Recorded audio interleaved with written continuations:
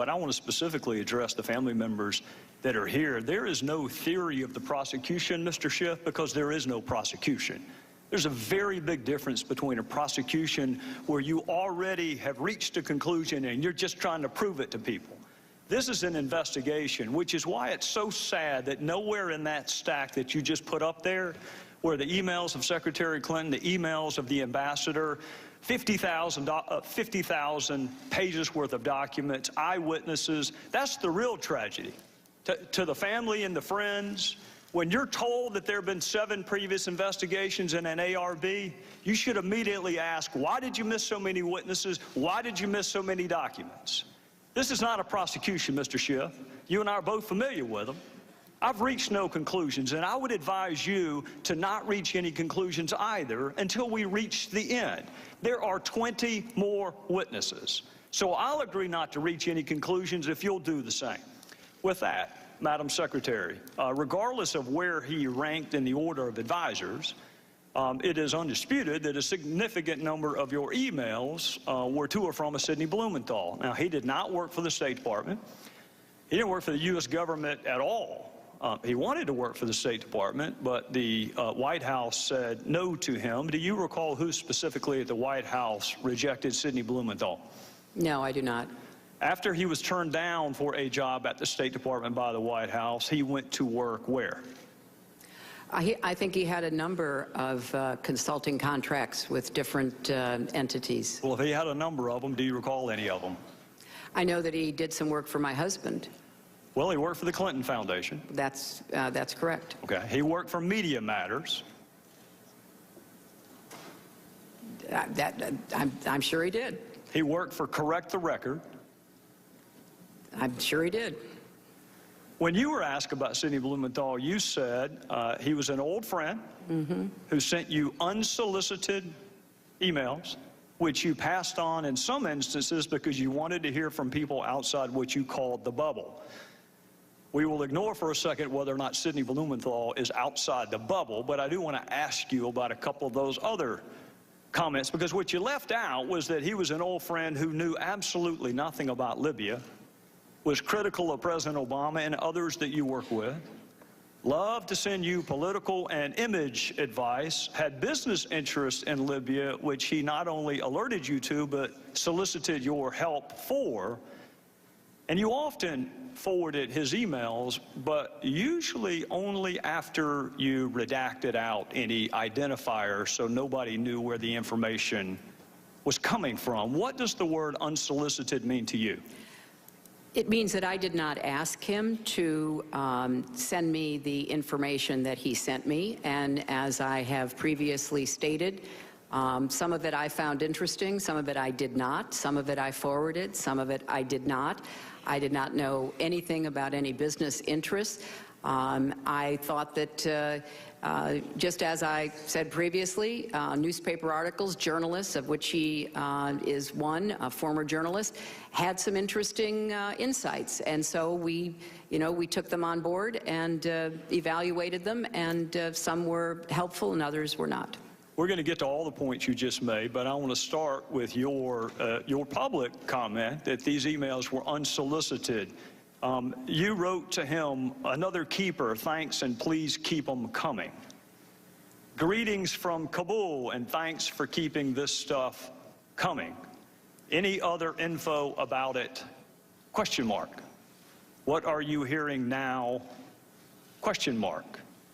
Got it. We'll follow up tomorrow. Anything else to convey? Question mark."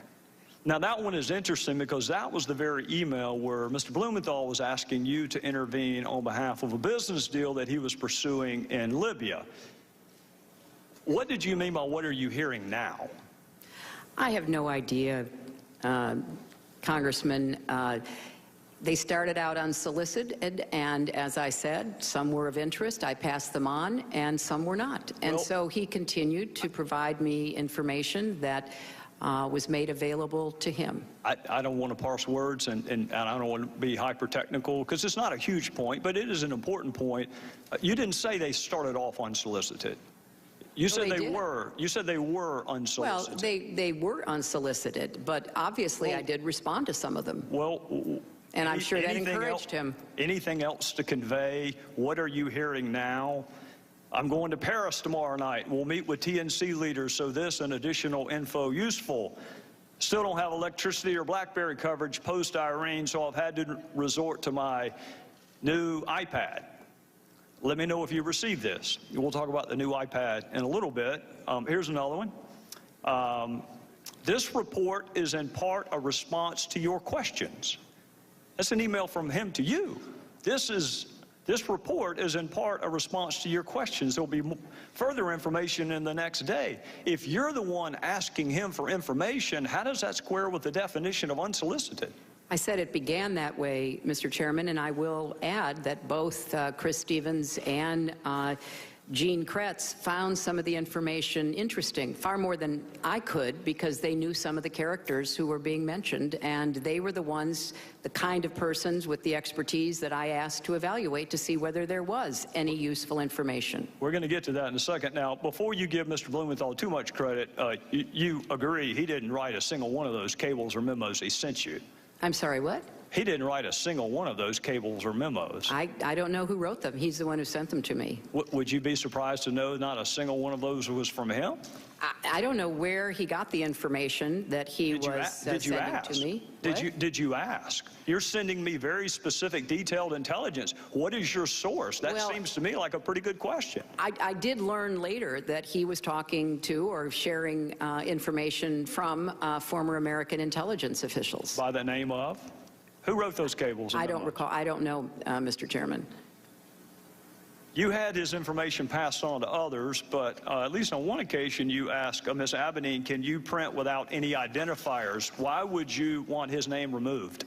Because I thought that it would be more important to just look at the substance and to make a determination as to whether or not there was anything to it. Well, don't people have a right to know the source of the information so they can determine credibility? But he wasn't, as you just said, the source of the information. But you didn't know that, Madam Secretary, and that's what you just said. No, Mr. Chairman. I said that I knew that he didn't have the sources to provide that information. I knew he was getting it from somewhere else. Whether he knew a lot of journalists, he knew others in Washington. It could have been a variety of people. Well, if you're going to determine credibility, don't you want to know the source? Well, it wasn't credibility so much as trying to follow the threads that were mentioned about individuals. And as I already stated, some of it was useful and some of it was not.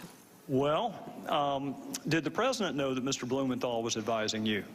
He wasn't advising me. And, you know, Did he know that he was your most prolific emailer that we have found on the subjects of Libya and Benghazi? That's because I didn't do most of my work That's about fair. Libya on I'm email. not challenging that, Madam Secretary. I am not challenging that. All I'm telling you is the documents show he was your most prolific emailer on Libya and Benghazi. And my question to you is, did the president, the same White House that said you can't handle him, can't hire him, did he know that he was advising you? He was not advising me, and I have no reason to have ever mentioned that or know that the president knew that. All right, I want to draw your attention to an email about Libya from Mr. Blumenthal to you, dated April 2011. It will be Exhibit 67. And this is informative. Should we pass on, and in parentheticals, unidentified to the White House?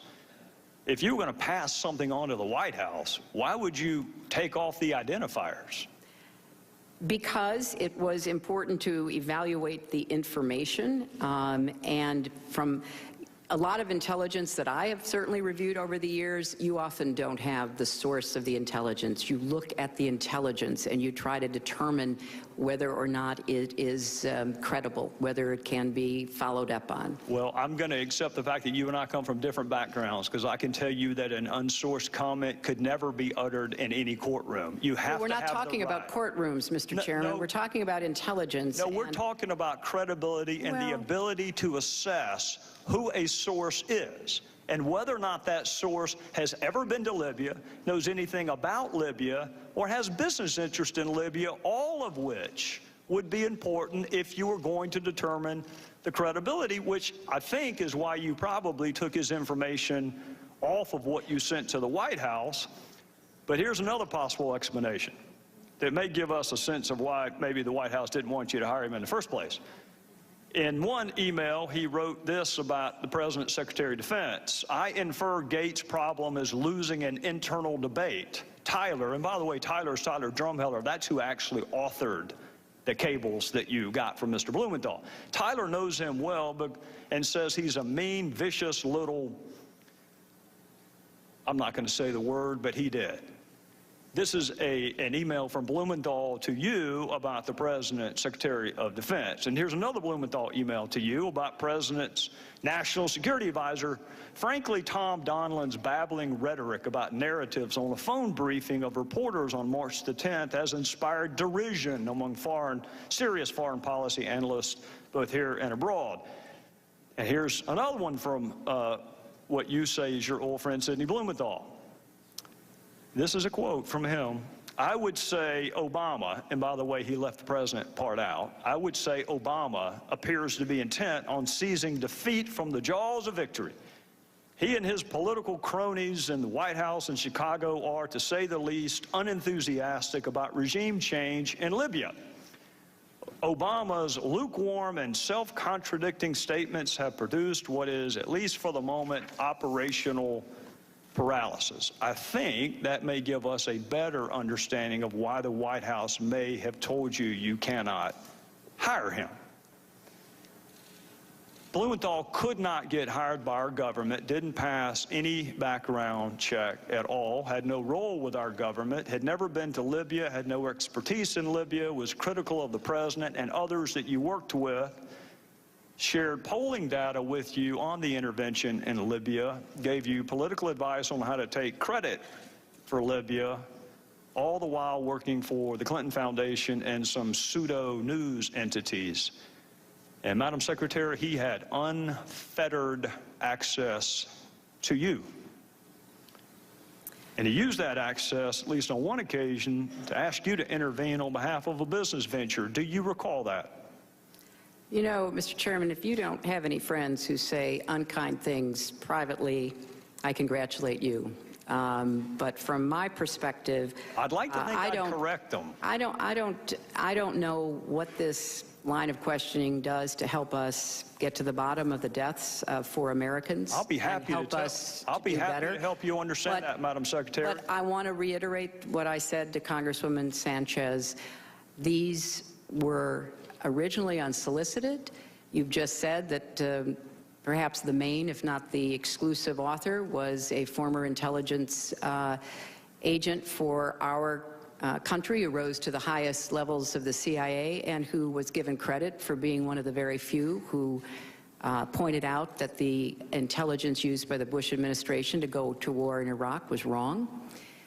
So I think that, you know, the sharing of information from an old friend that I did not take at face value, that I sent on to those who were experts, is something that, you know, makes sense, but it was certainly not in any way the primary source of or the predominant understanding that we had of what was going on in Libya and what we needed to be doing.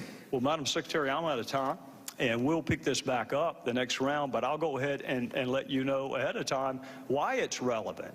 It's relevant because our ambassador was asked to read and respond to Sidney Blumenthal's drivel. It was sent to him to read and react to, in some instances on the very same day he was asking for security. So I think it is eminently fair to ask why Sidney Blumenthal had unfettered access to you, Madam Secretary, with whatever he wanted to talk about.